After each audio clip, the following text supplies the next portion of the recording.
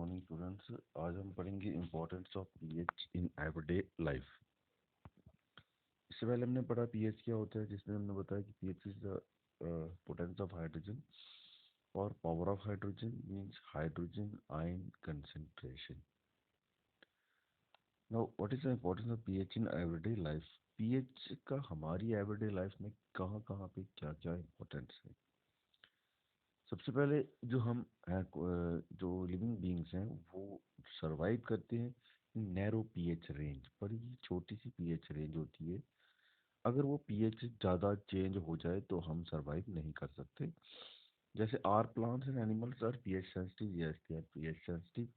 Our body works within a pH range of 7 to 7.8 और हमारा शरीर काम करता है 7 से लेकर 7.8 पीएच पे। 7.8 से जब पीएच ऊपर या नीचे हो जाएगी, 7 से नीचे या 7.8 से ऊपर हो जाएगी, तब हमारी बॉडी को जो है काम करना मुश्किल हो जाएगा और ज़्यादा पीएच होने पे हमें बहुत ज़्यादा नुकसान पहुंचा सकती है। ये जो जितने भी लिविंग ऑर्गेनिज्म हैं सबकी जो पीएच रेंज नैरो रहती है। PH of rain water is less than 5.6, जो जिसको हम रेन वाटर कहते हैं। एसिड जो है वो जो 5.6 से कम होगी रेन पीएच, तो हम उसको एसिड रेन कहेंगे। हमने एसिड रेन के बारे में सुना होगा। होती तो रेन ही है, लेकिन जब उस वाटर की पीएच जो रेन वाटर है उसकी पीएच 5.6 से कम हो तब उस रेन को एसिड रेन जो है नाम दिया गया है। And when acid rain flows into river it lowers the pH of river water. जब ये एसिड रेन का पानी है, बारिश का पानी जैसे जैसे नदियों में जाएगा एसिड रेन वाला, तो वो नदी के पानी को भी एसिडिक बना देगा, जिसमें रहने वाली एक्वाटिक लाइफ सारी जो है उसके ऊपर उसका बुरा असर पड़ेगा। तो ये तो था पीएच क्या है। पीएच इन अवर डाइजेस्टिव सिस्टम। आपको पता है जब हम डाइजेशन पढ़ रहे थे तो आपको बताया कि हमारे स्टोमक में एक एसिड बनता है जिसका नाम है HCl। इसका मतलब हमारे स्टोमक में एसिडिक एसिड है, एसिडिक चीज है। Every intestine note that our stomach produce hydrochloric acid and helps in digestion of proteins। ये डाइजेशन करता है प्रोटीन्स की। अगर ज़्यादा एसिड कभी कभार बन जाए, हम खाना नहीं खाएं, तो स्टोमक क्या करता है अपने टाइम पे एसिड रिलीज करता रहता है। कुछ लोग कहते हैं कि आज मैंने खाना नहीं खाया और मेरे को खट्टा पानी बन रहा है, क्योंकि अब स्टोमक को आदत है उस टाइम पे एसिड रिलीज करने की। वो उसको आदत हो चुकी है। हर रोज हम 8 बजे या 9 बजे ब्रेकफास्ट करते तो उसको आदत बन चुकी है 8-9 बजे जो है वो रिलीज करने की ऐसी गैस्ट्रिक जूसेस। लेकिन जिस दिन हम खाना नहीं खाते तो फिर भी वो रिलीज कर देता है, जिसकी वजह से हमारा स्टोमक में वो एसिड हो जाता है और फूड नहीं होने के कारण हमें एसिडिटी फील होती है। या फिर ज़्यादा ऑयली चीज़ें खा लें तब भी ऐसा ही होता है कि एसिड उस ऑयली चीज़ पे असर नहीं कर पाता और वो जो है वो हमारे फूड पाइप में ऊपर की ओर आना शुरू कर देता है। Much acid and cause irritation and to get rid of the pain people use basis called antacids। और एंटासिड्स वो तो हो गई एसिडिटी, जब ज़्यादा एसिडिक चीज़ बन जाए उस चीज़ से बचने के लिए हमें हम जो चीज़ खाते हैं उसका नाम है एंटासिड। आपको एक चीज़ और ध्यान में रखनी है कि बहुत सारे लोग क्या करते हैं एसिडिटी बनी हो तो नींबू पानी पीते हैं। नींबू पानी कभी भी नहीं पीना चाहिए। नींबू पानी पीने से एसिडिटी कभी भी कम नहीं हो सकती, क्योंकि एसिडिटी ऑलरेडी हमारे स्टोमक में एसिड ज़्यादा है। नींबू पानी मीन्स सिट्रिक एसिड, हम उसमें और एसिड डालेंगे तो एसिडिटी कम नहीं होगी, ज़्यादा होगी। अब एसिड के असर को कम करने के लिए हम क्या डाल सकते हैं, हम बेस। आपको पता है एसिडिटी हमारे स्टोमक में एसिडिटी है तो हम उसको न्यूट्रलाइज करना है, तो एसिड को न्यूट्रलाइज करने के लिए बेस होना चाहिए। अब बेस हम लेते हैं, बेस कहाँ, जिसको आप इनो कहते हो, हम एक सोडा ले लेंगे। बेकिंग सोडा हम वो भी खा सकते हैं, बेकिंग पाउडर ले सकते हैं, वही इनो है। हम one must remedy to use जो हम उसको कहते हैं एंटी एसिड, जैसे बेकिंग सोडा या फिर बेकिंग पाउडर को लेके हम उसको थोड़ा सा पानी में मिला के अगर पी जाए तो हमारी एसिडिटी जो है वो ठीक हो सकती है। और अब हमारे दांतों के गलने का क्या कारण है, pH change as a cause of tooth decay. बहुत सारे लोगों के दांत जो है वो खराब होना शुरू हो जाते हैं। वो कहते हैं कीड़ा लग गया है, तो कीड़ा क्या है? हमारे हम जो खाना खाते हैं, हम खाना खाते हैं, कुछ खाना हमारे दांतों में फंसा रह जाता है। और आपको पता होगा हमारी बॉडी में बहुत सारे बैक्टीरिया रहती है। हमारे माउथ में रहने वाला बैक्टीरिया उस खाने के ऊपर जो है अटैक करता है, उस खाने को खाता है। और खाने को जब वो उसके ऊपर अटैक करता है तो वो साथ साथ में एसिड रिलीज करता है। बैक्टीरिया जो खाना खाता है वो एसिड रिलीज करके उसमें से जो है एनर्जी को एब्जॉर्ब करता है। तो जब वो एसिड ऐसा हो जाए कि पीएच उसकी 5.5 से लोअर हो जाए, मीन्स लेस देन 5.5, आपको बताया था पीएच जितनी कम वैल्यू होगी उतना ज़्यादा एसिडिक होगा। तो जब 5.5 हो जाएगी तो वो हमारे एसिड हमारे दांतों के ऊपर असर करेगा, हमारे टूथ के इनेमल को वो धीरे धीरे खराब कर देगा। और हार्डेस्ट पार्ट ऑफ हमारी बॉडी वही है इनेमल, जिसको वो खराब कर देता है, जिसकी वजह से टूथ डिके होना शुरू हो जाता है। इसीलिए खाना खाने के बाद थोड़ी देर के बाद ब्रश पक्का करना चाहिए, ताकि खाना जो फंसा हुआ हो मुंह में वो निकल जाए। अगर वो निकल गया तो एसिड उसके ऊपर असर जो बैक्टीरिया उसके ऊपर अटैक नहीं करेगा। बहुत सारे एनिमल्स ऐसे होते हैं जो अपने आप के बचाव के लिए जो किसी को काटते हैं। जब वो काटते हैं तो बहुत ज़्यादा दर्द होता है। वो इसीलिए होता है कि वो अपने उनकी जो स्टिंग है, उनका जो डंग है, उसमें वो एसिड रिलीज करते हैं। Self defence by animals and plants through chemical warfare. Have you ever stung by honey bee? बहुत कई बार तो हनी बी ने खाया भी होगा। Bee sting leaves and acid which cause pain and irritation. जो बी की स्टिंग है वो जब काटती है तो एक एसिड छोड़ के जाती है, जिसकी वजह से इरिटेशन होती है, दर्द होती है। अब उसको एसिड के असर को ख़त्म करने के लिए हम बेकिंग सोडा का इस्तेमाल कर सकते हैं। उस जगह पे अगर हम बेकिंग सोडा से लगा दें पानी में घोल के तो उसकी दर्द जो है ना ठीक हो सकती है।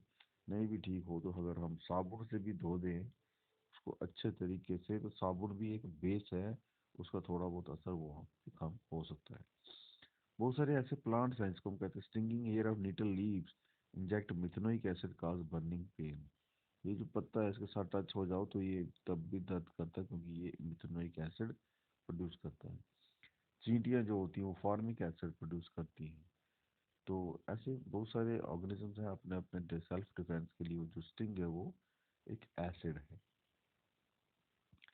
तो ये तो था पीएच के बारे में। आज हम पढ़ेंगे कुछ साल्ट्स को, कॉमन साल्ट्स के बारे में। सबसे कॉमन साल्ट तो हमारा हो गया सोडियम क्लोराइड। और वो सोडियम क्लोराइड का जब पानी में सोल्यूशन बनाते हैं उसको हम ब्राइन कहते हैं। और ब्राइन सोल्यूशन से बहुत सारे दूसरे केमिकल्स को एक्सट्रैक्ट किया जाता है। समुद्र में रहने वाले NaCl से Na निकाला जाता है, Cl निकाला जाता है, और H2 निकाला जाता है, तो बाद में उससे HCl बनाया जाता है। तो इस तरीके से अलग अलग केमिकल से अलग अलग चीज़ें बनाई जाती हैं। सबसे पहले जो हम चीज़ पढ़ने वाले हैं वो है ब्लीचिंग पाउडर, जो उससे बनाया जाता है। तो you have already come to know that chlorine is produced during the electrolysis of aqueous sodium chloride solution. तो आपको बताया कि सोडियम क्लोराइड के वाटर में सॉल्यूशन को हम ब्राइन कहते हैं। और उसमें से जो गैस निकल रही है क्लोरीन, जो use for manufacture of bleaching powder. तो क्लोरीन को हम इस्तेमाल करते हैं ब्लीचिंग पाउडर बनाने के लिए। ब्लीचिंग पाउडर बनाने के लिए क्लोरीन गैस को स्लेक्ड लाइम के ऊपर साथ रिएक्ट किया जाता है। कैल्शियम हाइड्रोक्साइड के साथ जब हम क्लोरीन को रिएक्ट करेंगे हमारे पास CaOCl2 बनेगा। इसको हम ब्लीचिंग पाउडर कहते हैं।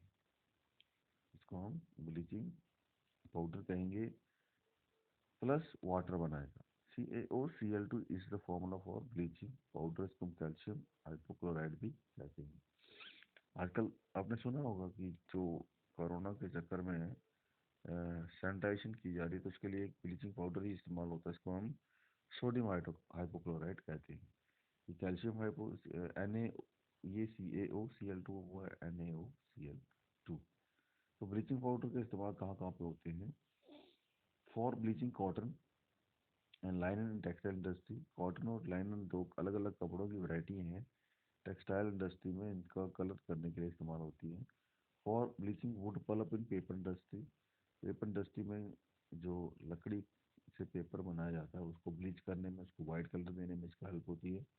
For bleaching wash washing laundry, और कभी जो कपड़े धोने के बाद इसको ब्लीचिंग पाउडर से अच्छा अगर चिपकाना होगा ब्लीचिंग पाउडर से उसको ब्लीच किया जाता है।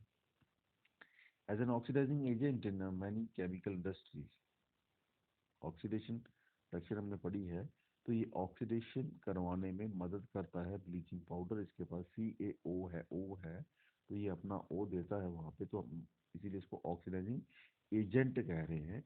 खुद इसकी रिडक्शन हो जाएगी लेकिन ये हेल्प करेगा, तो इसीलिए हम इसको ऑक्सीडाइजिंग एजेंट कह रहे हैं। फॉर डिसइंफेक्टिंग ड्रिंकिंग वाटर, ये तो आपको पता ही है कि पानी की टंकी में ब्लीचिंग पाउडर जब डाला होता है तो आप कहते हैं भाई पानी में क्या डाला है, किसकी स्मेल आ रही है।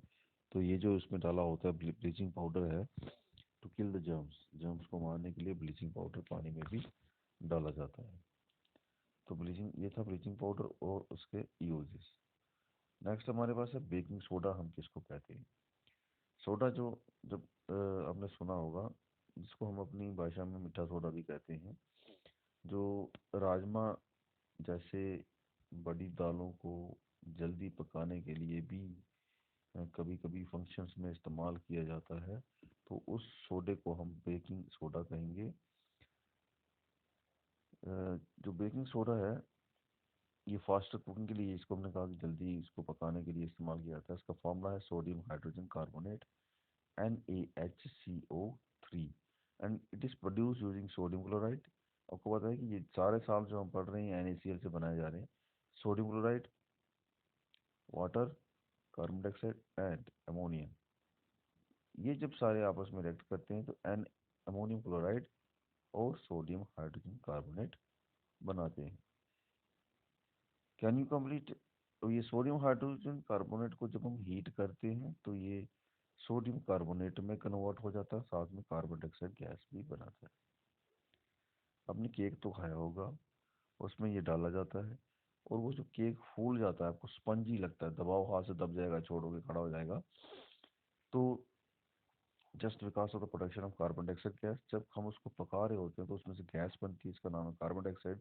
वो गैस उस आटे में, उसमें बीच बीच में फंस जाती है, बीच बीच में रह जाती है, जिसकी वजह से वो काफ़ी स्पंजी सा बन जाता है।